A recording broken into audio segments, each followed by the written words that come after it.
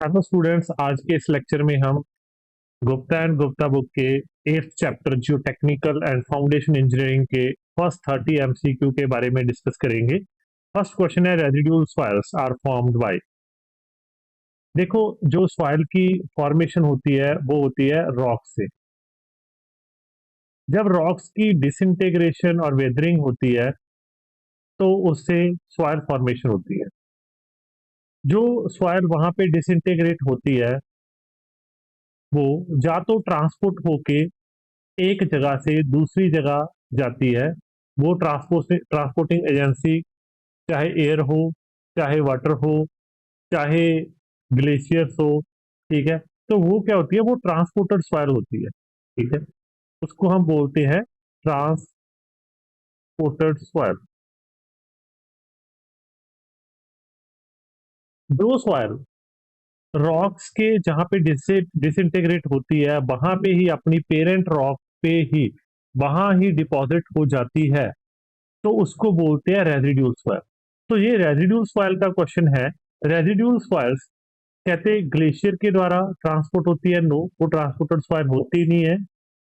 ना वो विंड के द्वारा होती है, ना वो वाटर के द्वारा होती है। वो तो अपनी पेरेंट रॉक के वहां पे ही डिपॉजिट हो जाती है। तो answer is the D, that is the none of this, ठीक है। अब सेकंड क्वेश्चन है, water content of a soil can be. Percentage की फॉर्म में दिया हुआ है, देखो। तो वाटर कंटेंट क्या होता है, weight of water divide by weight of solid. अगर मैं थ्री फेज डायग्राम बनाऊं, यहां पे देखो, थ्री फेज डायग्राम में ये सॉलिड्स है, ये वाटर है और ये एयर है, ठीक है। ये वेट ऑफ सॉलिड है, ये वेट ऑफ वाटर है।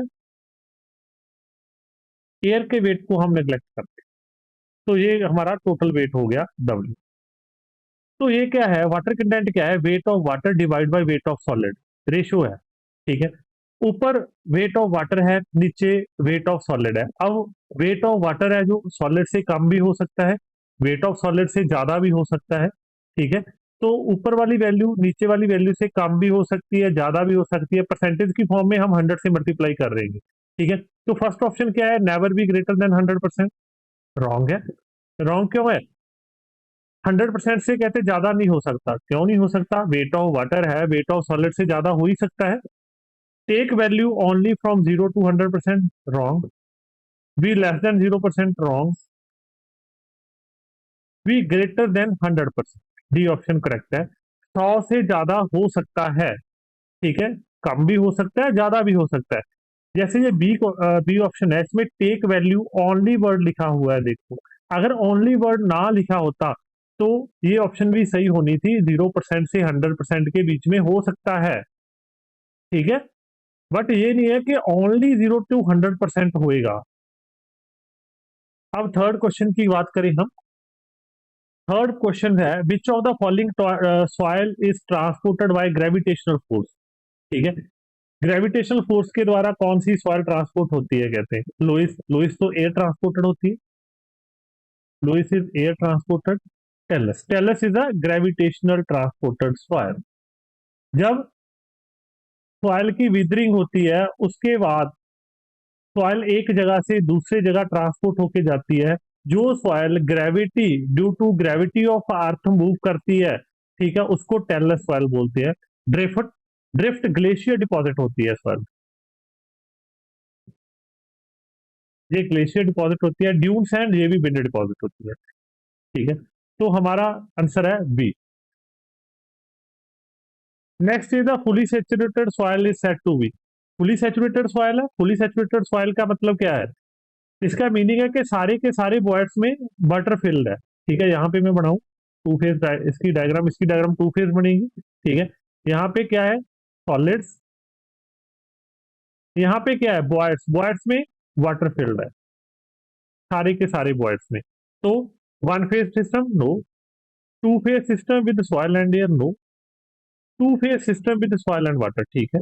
टू फेज सिस्टम होता है जिसमें सॉलिड्स होते हैं और वाटर होती है, थ्री फेज सिस्टम तो होता ही नहीं है, ठीक है। तो option is the C. Fourth देखो अब, valid range of S, degree of saturation की वैलिड रेंज क्या है, परसेंटेज में बोल रहे हैं जी। ठीक है, पहले तो डिग्री ऑफ सैचुरेशन होता क्या है, degree of saturation is equal to volume of water divide by volume of voids. इसका मीनिंग है कितने परसेंट वॉइड्स में वाटर फिल्ड है। ठीक है, अब परसेंटेज की फॉर्म में है तो मैं साथ में क्या कर दूं, 100 मल्टीप्लाई।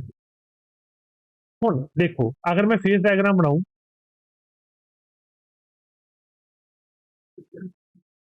ये सॉलिड्स है,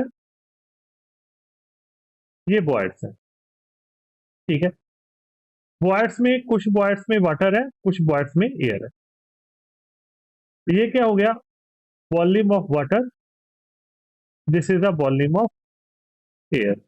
तो ये सारा क्या हो गया इतना, वॉल्यूम ऑफ वाटर।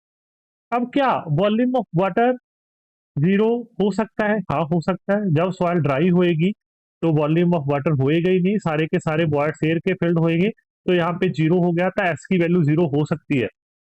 अब क्या पूरे के पूरे बॉयड्स में वाटर फिल्ड हो सकता है, हो सकता है, जो फुली सैचुरेटेड सॉइल होती है उसके पूरे के पूरे बॉयड्स में वाटर फिल्ड होता है। ठीक है, तो वॉल्यूम ऑफ वाटर है जो वॉल्यूम ऑफ वॉइड के बराबर हो सकता है, जब बराबर होएगा तो इसकी वैल्यू क्या आ जाएगी, 100%। तो कहाँ जीरो भी हो सकता है, 100% भी हो सकता है, जीरो से ज्यादा इस जहां पे इक्वल टू का साइन नहीं है तो ऑप्शन गलत है, जीरो, और लेस देन और इक्वल टू जीरो रॉन्ग है। जीरो टू 100%, यहाँ पे इक्वल का साइन नहीं है, जीरो भी हो सकता है और 100 भी हो सकता है, इसलिए ये ऑप्शन भी गलत है और option is the correct, option is the D. अब हम नेक्स्ट क्वेश्चन की बात करें, sixth question, submerge density of the soil in term of unit weight of water and specific gravity, और बॉयड रेशियो की फॉर्म में हमने सबमर्ज यूनिट वेट को देखना। ठीक है, अब सबमर्ज यूनिट वेट होता गया है, देखिए गामा समर्ज क्या होता है, अगर मैं गामा समर्ज लिखूं, gamma submerge is equal to gamma saturated minus gamma term, ये होता है। ठीक है, गामा सैचुरेटेड का फॉर्मूला क्या होता है, G plus e into gamma डब्ल्यू अपॉन 1 + ई माइनस गामा। जब हम इसका एलसीएम लेंगे, एलसीएम लो, 1 + ई क्या आ गया एलसीएम, इसको मैं गामा डब्ल्यू को ब्रैकेट के अंदर ले जाऊं तो ये क्या बन गया, जी गामा डब्ल्यू प्लस ई गामा डब्ल्यू। अब जो 1 + ई है वो गामा डब्ल्यू के साथ जाके मल्टीप्लाई हो जाएगा, तो ये क्या बन गया, माइनस गामा डब्ल्यू माइनस ई गामा डब्ल्यू। माइनस ई गामा डब्ल्यू से कैंसिल हो गया। अब इन दोनों में से गामा डब्ल्यू को कॉमन निकाल लूं तो ये क्या बन गया, जी -1 इंटू गामा डब्ल्यू अपॉन 1 + ई। तो कौन सी ऑप्शन बन रही है, पहली भी नहीं बन रही, दूसरी भी नहीं बन रही, नीचे माइनस है, तीसरी भी नहीं बन रही, चौथी option D option is the correct option.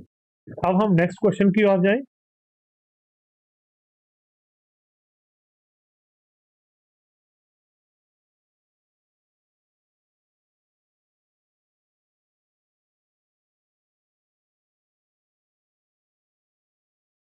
Next question क्या है, अ soil has bulk density, bulk unit wait दिया हुआ है, गामा टी की वैल्यू दी हुई है, that is 22 kilo newton per metre cube, कि आपको वाटर कंटेंट दिया हुआ है 10%। 10% का मतलब अगर मैं पॉइंटों में लिखूं तो 0.1, तो ड्राई यूनिट वेट निकालना है, हमें रिलेशन पता है, गामा डी क्या होता है, gamma D is equal to bulk unit weight upon 1 + water content.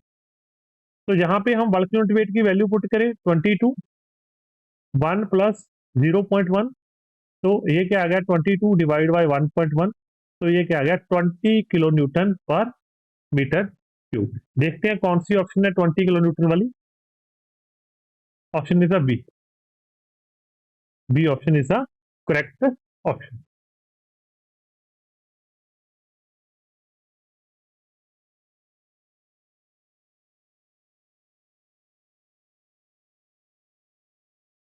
अब हम नेक्स्ट क्वेश्चन की तरफ चलते हैं, question number 8, if the voids of a soil mass are full of air only, the soil is termed as, अगर पूरे के पूरे बॉइड एयर के फिल्ड हैं तो कौन सी, वो ड्राई सॉइल हो जाएगी, वाटर है ही नहीं है उसमें, तो option is the C. Void ratio की वैलिड रेंज पूछ रहे हैं, तो बॉयड रेशियो क्या होता है, void ratio is equal to volume of void divide by total volume. ठीक है, तो अगर मैं यहाँ पे मैंने थ्री फेज डायग्राम बनाई हुई है, तो मैं उसमें देखूं, ये क्या है, volume of solids, this is the volume of solid, this is the volume of voids, and this one is the total volume. कि या क्या ये पॉसिबल है कि volume of void total volume के इक्वल हो जाए? नहीं पॉसिबल। अगर पूरे के पूरे बॉयड ही हो गए तो सॉइल कहाँ होएगी, है ही नहीं है, पॉसिबल ही नहीं है। तो ये जो वॉल्यूम ऑफ बॉयड है वो टोटल वॉल्यूम से हमेशा कम रहता है। अगर परसेंटेज में मेंशन है तो मैं यहाँ पे 100 मल्टीप्लाई कर दूं, मतलब 100 से हमेशा कम होएगा, कभी 100% होएगी नहीं पोरोसिटी। क्या ये पॉसिबल है कि वॉल्यूम ऑफ बॉयड जीरो हो जाए? Volume of void zero possible ही नहीं है प्रैक्टिकली। सॉइल में बॉयड्स को 100% रिमूव कर ही नहीं सकते हम, कितना भी कंपैक्ट कर लो आप, 100% रिमूव नहीं कर सकते, बॉयड रहते ही हैं, तो जीरो भी पॉसिबल नहीं होएगा। तो जीरो से 100% होएगा, इक्वल का साइन साथ में नहीं होएगा, तो ऑप्शन इज द ए। अब हम नेक्स्ट क्वेश्चन 10th क्वेश्चन की तरफ जाएं। Unit weight of dry soil is greater than unit weight of weight soil. इन्होंने क्या दिया हुआ है, ड्राई सॉइल, सेकंड ऑप्शन क्या है, for dry soils dry unit wait. Okay, जो यूनिट वेट में रिलेशन होता है वो क्या होता है, देखो वो होता है कि जो सॉलिड का यूनिट वेट होता है gamma S is greater than gamma saturated, gamma saturated is greater than bulk unit weight, this is greater than dry unit weight, this is greater than submerged unit weight। वैसे तो यहां से ही पता चल जाएगा कि unit weight of dry soil is greater than unit weight of weight soil, not possible. वैसे भी मैं आपको एक और वे से भी करवाऊंगा जी।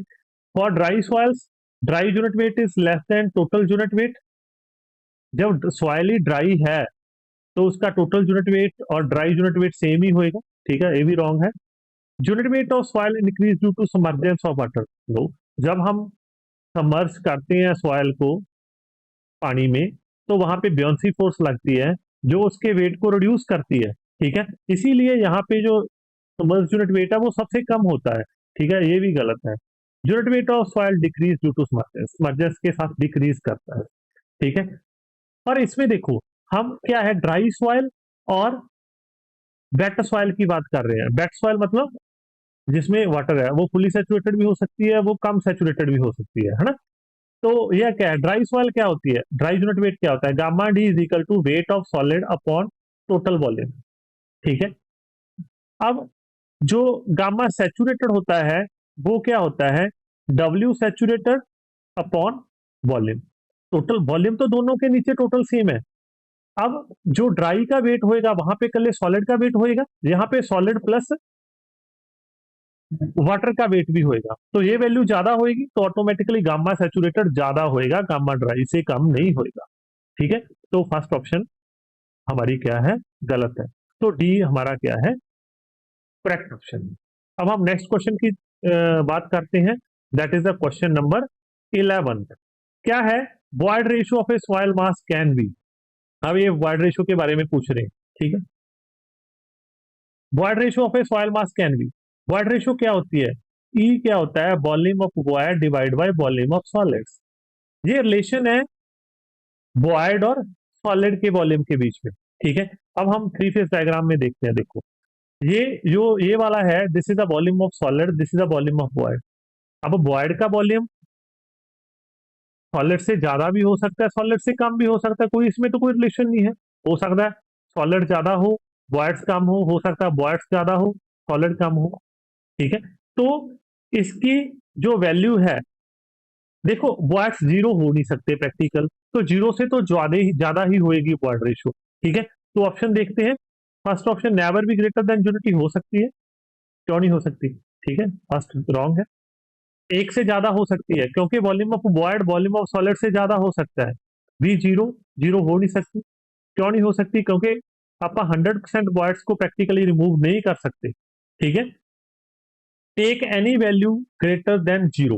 हाँ, जीरो से ज्यादा कोई भी वैल्यू हो सकती है, वो 0.5, 1, 1.5, 2 कितनी भी वैल्यू हो सकती है। ठीक है, तो take any value greater than zero, zero से ज्यादा कोई भी वैल्यू हो सकती है।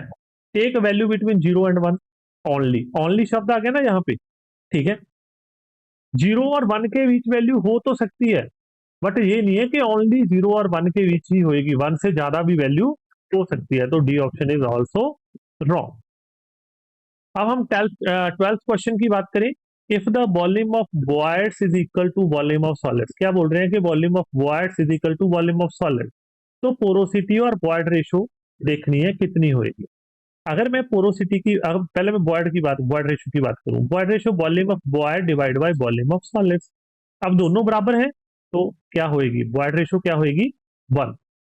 तो बॉयड रेशो वन होएगी, फर्स्ट ऑप्शन भी कैंसिल होगी, फोर्थ ऑप्शन भी कैंसिल होगी, ओनली बी और सी बचा जिसमें बॉयड रेशो की वैल्यू वन दी हुई है। अब मैं पोरोसिटी की बात करूं, पोरोसिटी क्या होती है, volume of void divide by total volume. Total volume में मैं क्या लिख सकता हूँ, total volume is the sum of volume of void plus volume of solids, दोनों का सम है। अब ये दोनों बराबर हैं, वॉल्यूम ऑफ बॉयड और वॉल्यूम ऑफ सॉलिड बराबर है, तो वॉल्यूम ऑफ सॉलिड को वॉल्यूम ऑफ बॉयड पुट कर दूं, तो ये क्या बच जाएगा, ऊपर क्या बन जाएगा, वॉल्यूम ऑफ बॉयड, नीचे क्या बन जाएगा, two time volume of void, ये कैंसिल हो गए, तो ये क्या हो गया, 1/2, 1/2 मतलब 0.5, तो ये ऑप्शन भी कैंसिल होगी। तो ऑप्शन इज द सी, 0.5 हमारी पोरोसिटी होएगी और 1 हमारा बॉयड रेशो होएगा। ठीक है, अब हम नेक्स्ट क्वेश्चन की बात करते हैं, question number 13। When the degree of saturation is zero, जब डिग्री ऑफ सैचुरेशन जीरो है तो सॉइल कौन सी होएगी, ड्राई होएगी। ठीक है, तो ये क्या है, तो जैसे में ये टू फेज डायग्राम बन जाएगी, इसमें सॉलिड्स है, यहाँ पे बॉयड्स में क्या होएगा, एयर होएगा। तो one phase system no, two phase system with soil and air, yes, two phase system होएगा जिसमें सॉलिड्स एंड एयर होएंगे। ठीक है, तो this option is the correct option. अब मैं 14th क्वेश्चन की बात करूं, select the correct range of density index ID. ID क्या होता है, यहां पे मैं आईडी लिखूं, आईडी क्या होता है, relative density is equal to e max minus e divide by e max minus e min. E max क्या है, कोई भी सॉइल जब अपनी लूजेस्ट स्टेज में होती है, जितनी लूज हो मैक्सिमम हो सकती है, तो उस टाइम पे उसकी बॉयड रेशियो मैक्सिमम होती है, जिसको हम बोलते हैं ई मैक्स। ठीक है, ई मिन क्या है, ई मिनिमम, सॉइल को हम जितना भी कंपैक्ट कर सकते थे, हमने उस सॉइल को उतना कंपैक्ट कर लिया, तो उसकी बॉयड रेशियो मिनिमम होएगी, तो उस टाइम जो उसकी बॉयड रेशियो है उसको ई मिन बोलते हैं। तो यहाँ पे ई क्या होता है, नेचुरल स्टेट में जब हमने कोई फील्ड में से सॉइल ली जिसकी हम रिलेटिव डेंसिटी फाइंड आउट कर रहे हैं, ठीक है, तो उस टाइम उसकी पोरोसिटी है, उस टाइम उसकी जो बॉयड रेशियो है दैट इज द ई। ठीक है, इसकी रेंज बतानी है हमने। अब ये देखो, जो ई की वैल्यू है, जो नेचुरल स्टेट में हो सकता है, जब हम नेचुरल स्टेट में हमने जो सॉइल ली वो अपनी मैक्सिमम लूजेस्ट स्टेज में थी, तो उसकी ई क्या हो जाएगी, ई मैक्स। तो जब ई मैक्स हो जाएगी, ठीक है, ई को मैं ई मैक्स पुट कर दिया, तो ये वैल्यू क्या होगी, जीरो। तो आईडी की वैल्यू मिनिमम कितनी हो सकती है, जीरो। ठीक है, अब उसके बाद हो सकता है जब मैंने वो सॉइल फील्ड में से ली है, वो अपनी डेंसेस्ट स्टेज में है, जितनी भी हम उसको डेंस कर सकते थे नेचुरली मेरे को उस फॉर्म में मिली है, तो उसकी ये वाली वैल्यू क्या हो जाएगी, ये हो जाएगी ई मिनिमम। जब ये ई मिनिमम हो जाएगी, तो ई मैक्स माइनस ई मिनिमम ऊपर है, ई मैक्स माइनस ई मिनिमम नीचे है, तो ये क्या हो गया, वन। तो इसका मतलब आईडी की वैल्यू जीरो से लेके वन हो सकती है। इक्वल का साइन आएगा सब बीच में, ठीक है, greater than zero, greater than और इक्वल टू जीरो, यहाँ पे इक्वल का साइन नहीं है, तो ये भी गलत है, डी ऑप्शन इज करेक्ट। जो आईडी की वैल्यू है वो जीरो से वन के बीच में कितनी भी हो सकती है।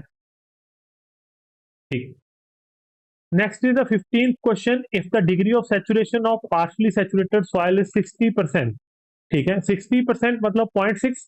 ठीक है, तो हमारे पास एयर कंटेंट का निकालना है, हम एस प्लस ए सी क्या होता है, वन।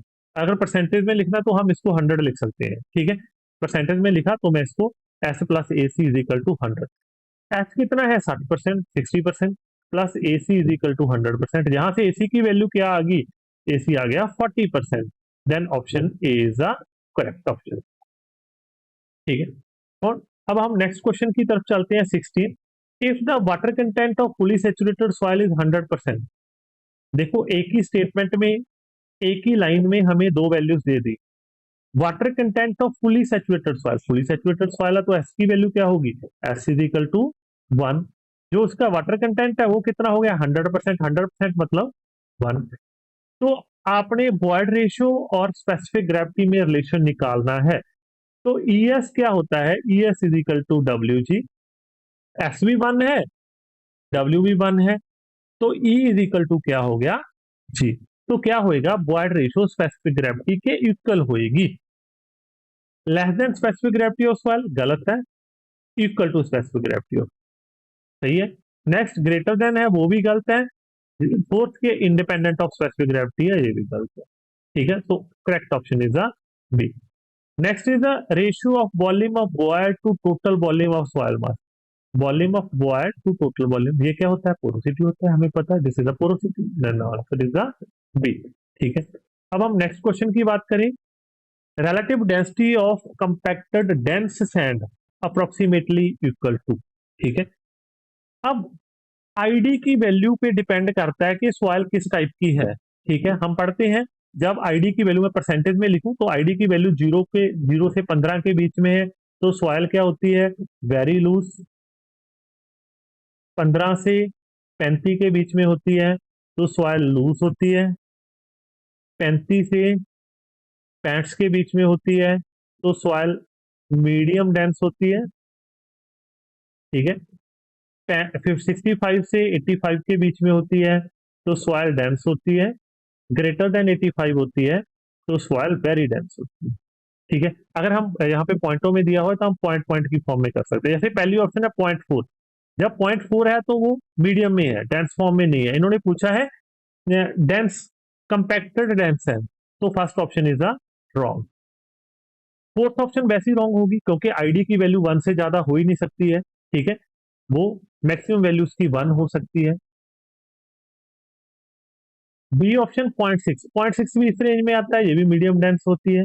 अब हमें क्या है, हमें इन्होंने ओनली डेंस फॉर्म में दिया हुआ है, बट 0.95 है जो वेरी डेंस में आ रहा है। तो यहाँ पे हमें कुछ ना कुछ ऑप्शन देख के हमें कैंसिल करना पड़ता है कि इसमें कौन सी ऑप्शन पॉसिबल है। तो ऑप्शन सी आएगी, सी इज ग्रेटर देन 85 है मतलब वेरी डेंस वाला है, तो इन्होंने कंपैक्टर डेंस बोला हुआ है। ठीक है, तो हमारी रेंज के अकॉर्डिंग 65 टू 85 डेंस होता है। अब जितना 1 के क्लोज होता जाएगा उतनी सॉइल ज्यादा डेंस फॉर्म में होती जाएगी। ठीक है, 1 से ज्यादा हो ही नहीं सकती वैल्यू, तो answer is the C.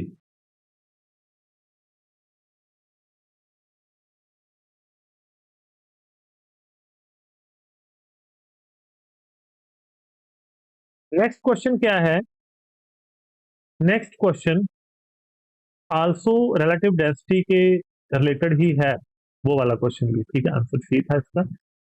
If the sand in situ in its densest stage, ये कहने क्या बोल रहे हैं, हमें हमें पता है कि आईडी का फॉर्मूला होता है ई मैक्स माइनस ई अपॉन ई मैक्स माइनस ई मिन। क्या है कि अगर कहने बोल रहे हैं कि हम जो नेचुरल स्टेट में सॉइल ली है वो ऑलरेडी इसकी डेंसेट फॉर्म में है। डेंसेंट फॉर्म में है मतलब उसकी जो डेंसिटी है वो क्या मैक्सिमम है और उसकी बॉयड रेशियो है वो मिनिमम है। मतलब ई क्या है, ई क्या बन जाएगा, ई मिनिमम। तो ये कैंसिल होके क्या हो जाएगा 1। तो उसका जो रिलेटिव डेंसिटी है उसकी वैल्यू क्या आएगी, 1। Next, next is the which of the following method is most accurate for determination of water content of a soil।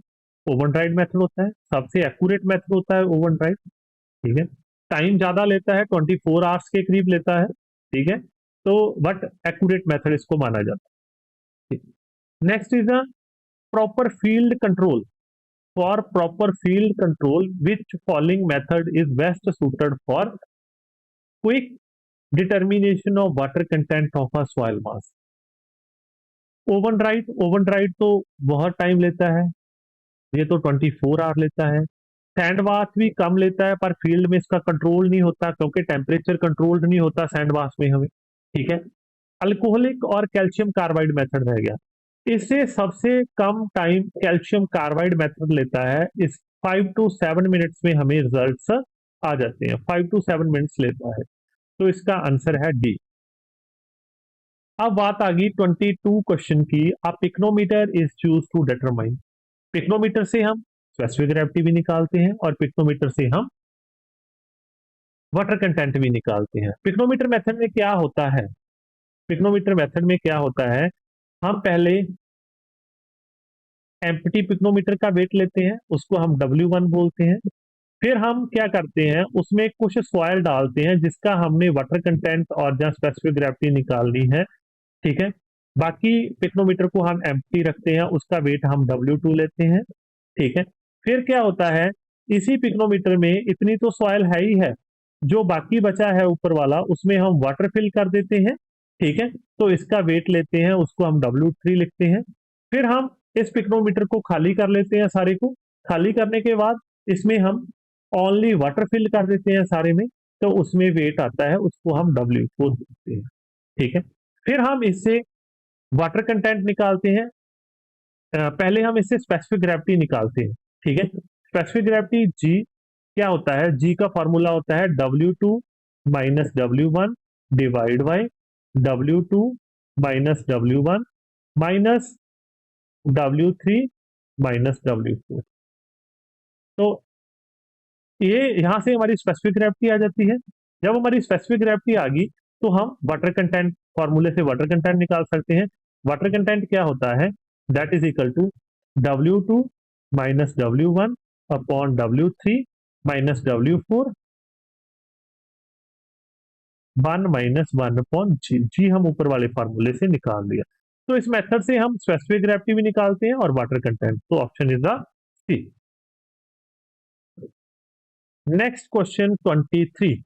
Stokes law is valid only if the size of particle is. Stokes law हमें पता है कि हम terminal velocity निकालते हैं इससे, ठीक है। हम पहले फिजिक्स में भी पढ़ते आए हैं ये चीजें। टर्मिनल वेलोसिटी निकालते हैं। अगर पार्टिकल साइज 0.2 mm से ज्यादा हो जाता है तो उसमें टर्बुलेंस आ जाता है, तो उसमें टर्बुलेंस आ जाता है, वहां पे स्टोक्स लॉ वैलिड नहीं होता। अगर पार्टिकल साइज 0.002 mm से कम होता है तो वहां पे ब्रोवियन मोशन टेक्स प्लेस होता है, ठीक है। तो ब्रोवियन मोशन क्या होता है, उसमें पार्टिकल फ्लॉट करना स्टार्ट कर देते हैं, उसका साइज बहुत कम हो जाता है और वो सेटल नहीं करते नीचे, वो तैरना स्टार्ट कर देते हैं। तो इसके लिए भी ये वैलिड नहीं होता और इसके लिए भी ये वैलिड नहीं होता। स्टोक्स लॉ वैलिड फॉर, ये इसकी अजम्पशन है कि it is only applicable for the particle size 0.2 mm to 0.0002 mm। इस पार्टिकल रेंज में ये स्टोक्स लॉ वैलिड है। स्टोक्स लॉ की कुछ और अजम्पशंस भी होती हैं। अगर कोई क्वेश्चन इसके बेसिस पे आता है, सबसे पहले स्टोक्स लॉ की पहली अजम्पशन की है कि जो पार्टिकल है उसको स्फेरिकल माना जाता है। जो सॉलिड का पार्टिकल होता है, सॉइल का या किसी किसी और के लिए भी हम स्टोक्स लॉ मतलब अप्लाई कर सकते हैं। जो पार्टिकल है उसको स्फेरिकल माना जाता है। सेकंड ये माना जाता है कि अकेला अकेला पार्टिकल इंडिपेंडेंटली सेटल करता है, कोई भी पार्टिकल दूसरे पार्टिकल पे डिपेंडेंट नहीं होता, हर पार्टिकल अपना अपना सेटल करता है, इंडिपेंडेंट ऑन ईच अदर। एक थर्ड ऑप्शन क्या होती है, जिस भी कंटेनर या जिस भी जार में हम टेस्ट कर रहे हैं उसकी बॉल इसकी सेटलिंग को डिस्ट्रक्ट नहीं करती, ये भी इसकी एक अजम्पशन है, ठीक है। ये तीन अजम्पशन है, इसको भी आप ध्यान में रखना। अगर कहीं एग्जाम में स्टोक्स लॉ के रिलेटेड कोई और ऐसा क्वेश्चन आता है अजम्पशंस के रिलेटेड तो आप उसको भी सॉल्व कर सकते हैं। Next is the hydrometer analysis for soil. हमें पता है हम जो कोर्स ग्रेन्ड का एनालिसिस है वो तो पार्टिकल साइज के अकॉर्डिंग कर लेते हैं। जो फाइन सॉइल होती है जिनका साइज 2 माइक्रोन से कम होता है, ठीक है, उसका हम जो एनालिसिस है वो वेट एनालिसिस करते हैं। उसमें एक हाइड्रोमीटर मेथड होता है और एक पिपेट मेथड होता है, ठीक है। दोनों का सिर्फ एक ही डिफरेंस होता है दोनों में। हमारा नेक्स्ट क्वेश्चन भी है इसके बेसिस पे, ठीक है, कि जो दोनों का रीडिंग लेने का वे अलग होता है, जो दोनों का मेथड है वो सेम होता है, सिर्फ टेकिंग ऑफ ऑब्जर्वेशन में डिफरेंस होता है। आजकल पिपेट मेथड को बहुत कम यूज करते हैं, ठीक है, तो आजकल हाइड्रोमीटर मेथड को ही ज्यादा यूज करते हैं फॉर फाइन एनालिसिस, ठीक है। तो इसमें हमें जो क्वेश्चन है करेक्शन के बेसिस पे है, ठीक है। जो अ, इसमें एक आप ये वाला फॉर्मूला ध्यान में रखना, R C is equal to R H plus C M plus C R minus सी।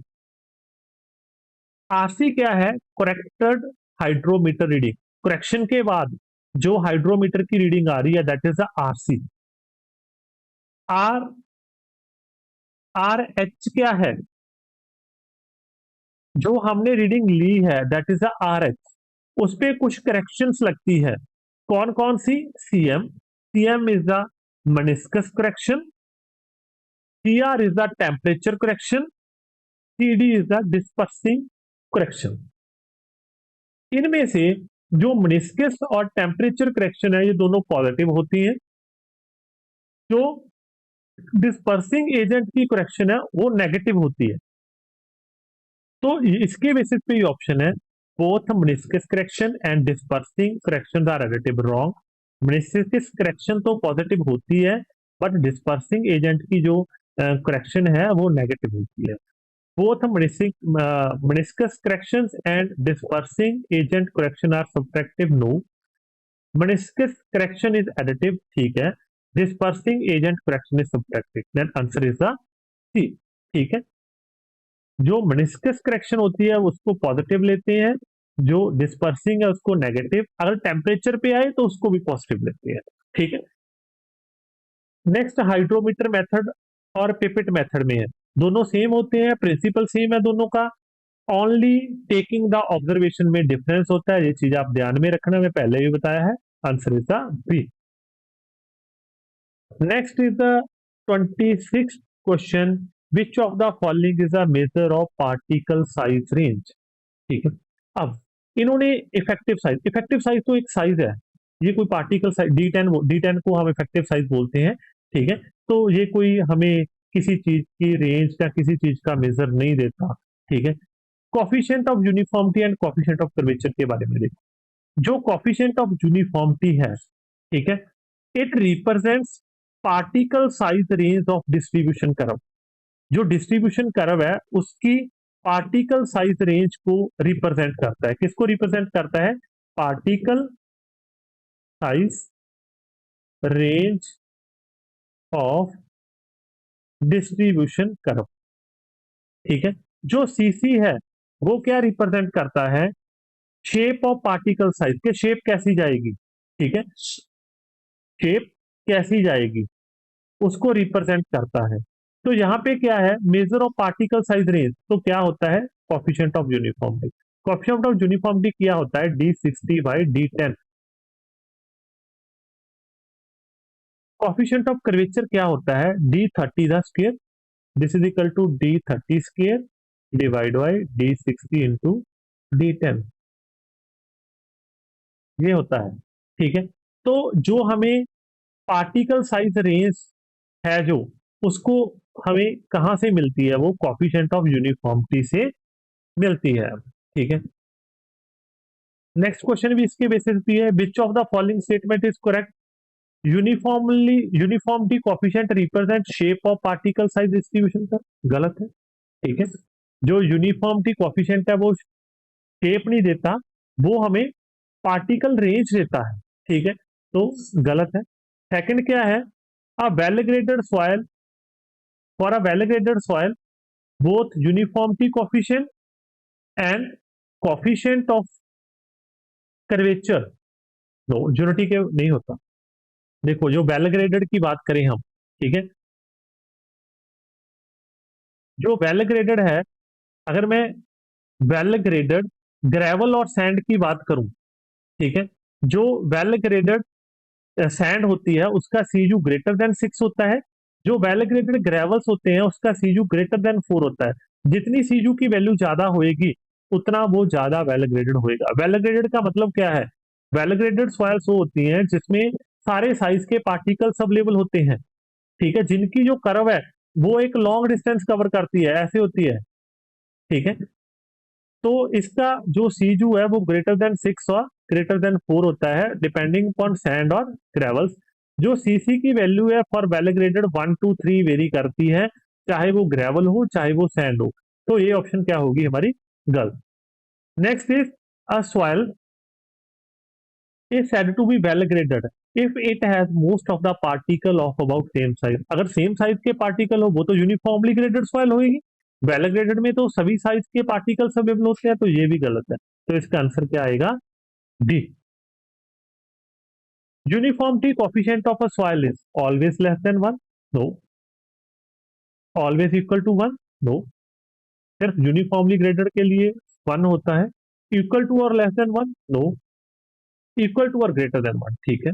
1 हो सकता है, अगर यूनिफॉर्मली ग्रेडेड है तो 1 होएगा। जैसे जैसे उसकी ग्रेडेशन वेल ग्रेडेड की तरफ जाती जाती है वैसे वैसे उसकी वैल्यू 1 से इंक्रीज होती जाती है, ठीक है। तो answer is the D. 29th क्वेश्चन की बात करूं, that is related to the plasticity index के रिलेटेड है।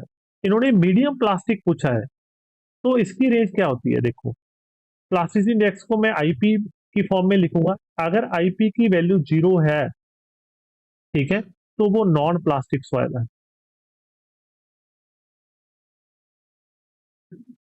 अगर आईपी की वैल्यू 0 to 7 है,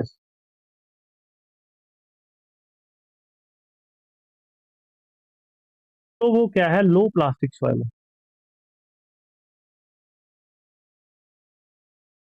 अगर आईपी 7 to 17 के बीच में लाई करता है तो वो मीडियम प्लास्टिक होती है। तो मीडियम प्लास्टिक कुछ है तो 7 to 17। अगर ग्रेटर देन 17 है तो हाईली प्लास्टिक सॉइल। जितनी आईपी की वैल्यू ज्यादा होएगी उतनी सॉइल में ज्यादा प्लास्टिसिटी होती है। अब मैं 30th क्वेश्चन की बात करूं, if the natural water content of soil mass lies between its liquid limit and plastic limit.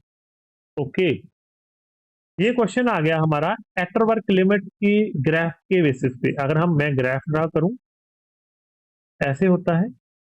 यहाँ पे श्रिंकेज लिमिट होती है, यहाँ पे प्लास्टिक लिमिट होती है, यहाँ पे लिक्विड लिमिट होती है। अगर वाटर कंटेंट लिक्विड लिमिट से ज्यादा है तो वो लिक्विड स्टेट में होता है। अगर प्लास्टिक और लिक्विड के बीच में है तो उसको प्लास्टिक स्टेट बोलते हैं। This is semi solid, this is solid. तो हमें क्या पूछा गया है?